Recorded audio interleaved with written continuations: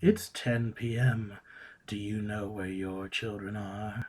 Well, I really don't care, because it's 10 p.m., folks, and I am the master of ceremonies, and this is the voice of the night. It is our first inaugural episode, thanks to the Vandalia Broadcasting Network. They have opted, in their grand generosity, to provide me, the MC, with this time slot, since really there's nothing else to play this late at night, and no one's really listening except you poor, unfortunate night shift individuals or insomniacs. So, you're still listening. Let's see what we can talk about. From what I'm looking at in recent events, those silly, idiotic ghost watcher people seem to have gone missing. No one knows where they went after they decided to investigate Salway Manor up near the old Sunrise Museum. Quite curious, don't you think? I mean, it's not like ghosts are real or anything, is it? They do say Salway is haunted, of course. But can we really be sure about that? I mean, it is pretty high up there on the mountain, and some of these paranormal investigators aren't really that bright. I mean, have you seen some of these Bigfoot shows that they put out on the radios or the TVs or the various idiotic internet programming situations that have occurred? Well, honestly, I think maybe there is a ghost that got them. No, seriously, though. No one's really going to know until someone goes and checks out. The police have had a look around, but no one's really been up around Salway Manor. No one likes to go there, not even the police. No one's stupid enough usually to break into the place, and anyone who goes in usually has permission. Though, from what I understand, the last time someone got permission, that was from a certain Julian Blackwell before he passed. I think he passed. No one's seen him. And it seems that a number of his clientele are rather concerned with his recent disappearance. Still, that's just something to mull over.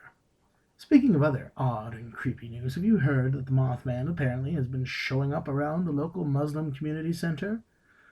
Let's be honest here, it's a mosque, but that's what they call it, Muslim Community Center. And a Mothman. Have the Hashishans taken a little too much of a hit on the hashish? Have the people there simply been deciding to exacerbate the situation? I don't know. I don't really care either. They're good people for the most part.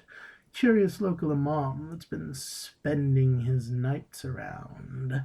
But outside of that, not much else going on. But a Mothman, no visual evidence, but then again, there ever really is there? I mean, how did he even get down here? I mean, why would he come to Charleston, of all places? Wasn't he too busy near the bridge and running around frightening people and all that nonsense? Still, it's something to mull over, and something that is definitely going to merit a bit more investigation. Perhaps we'll get another group like the Ghost Hunters in and have a look over there in the mosque, and they'll harass some other decent people who really just want to get on with their lives. But it certainly must be stirring up some controversy, because who hasn't heard of the Society of Interested Neighbors? Quite an irritating group. I've had to deal with their protests blocking traffic when I've tried to get to a few places. Believe me when I say I have been very tempted to check the durability of my bumper. But they are scary people. They like their armbands. Other people like armbands too. But that was a long time ago. And, well, history doesn't repeat itself. But either way, these concerned citizens really are taking quite an interest in the politics of the area. And it seems a number of politicians are also starting to listen because, well, when you start having a grassroots movement, we all know what can happen with that now, don't we? So, here's the question. How long do the politicians keep ignoring them before they decide that it's time to listen? Or they put forth a candidate of their own. Third-party candidates really don't matter, but what if they go mainstream? What if they go Republican or Democrat? I mean, all it would take is them getting a sufficient voting bloc, one way or the other. I mean, look what the Tea Party did with the Republicans and some of the other interesting movements that show up with the Democrats every now and again. Sooner or later, you get the nut jobs coming out of the woodwork, and, well, I personally don't have a very eager desire to have a candidate backed by the Society of Interested Citizens. You can take your interest and shove it right up your ass, citizens. Oh, I'm sorry. Neighbors. Ends with an N. But the MC is a understanding individual, and honestly, for the most part, the MC also has a standing opinion on certain other things that, since it's 10 p.m., no one's really listening anyways. Let's talk about gays. This interesting offshoot of cannabis has been causing quite a few issues recently. It seems that someone's been mixing something in with this stuff that you really shouldn't mix with reefer. Honestly, I don't really see what the interest is in something that's mind-expanding in that manner. I mean, didn't you already want to take the pot to relax anyways? Did you really want to have an acid trip while relaxing? But seems that that's what's going on. Seems that people are poking around and looking around, and a few fairy tales have been being spoken. Now, I'm not a superstitious man, but there's just certain things you don't talk about, and I'm not going to talk about that one.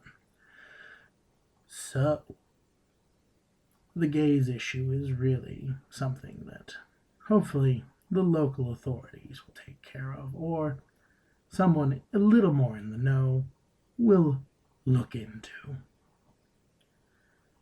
But since we're talking about transformation, let's move from the standard mental transformation on to the idea of transforming yourself. That's right, ladies and gentlemen.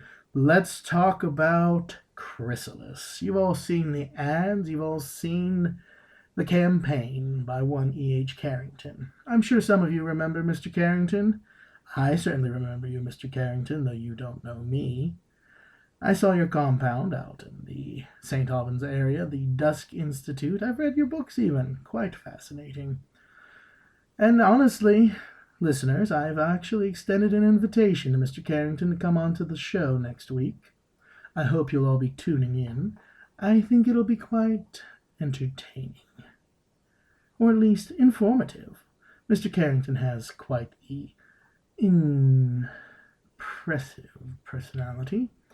He's convincing, at least, and he certainly believes in what he talks about. Though it's hard to tell what Mr. Carrington's beliefs really are at times, aside from a certain effort for self-fulfillment and self-evolution. You know, taking that chrysalis and cracking it open into a butterfly. It's all about emergence of the unknown within you. At least, that's the general gist I'm getting from Mr. Carrington's campaign. Still, it seems like this was a good beginning to a conversation, and I'm glad you're all still listening. This radio show was going to go on for a good long while, unless something happens to me, of course. But who would want to harm a man who just wants to express an opinion? At the end of the day, I'm simply just an MC, a humble speaker, voice in the night, the voice of the night, perhaps, for all of you to listen to and muse about the things I have to talk about. And in this particular case, there's some weird things going on, aren't there? Weird things that really make you wonder, why the hell do I still live in this state? Well, I do it for the entertainment, but I don't know about the rest of you. Either way, thank you for listening to this first delightful broadcast of Voice of the Night. I'm the MC, and I'll be seeing you soon.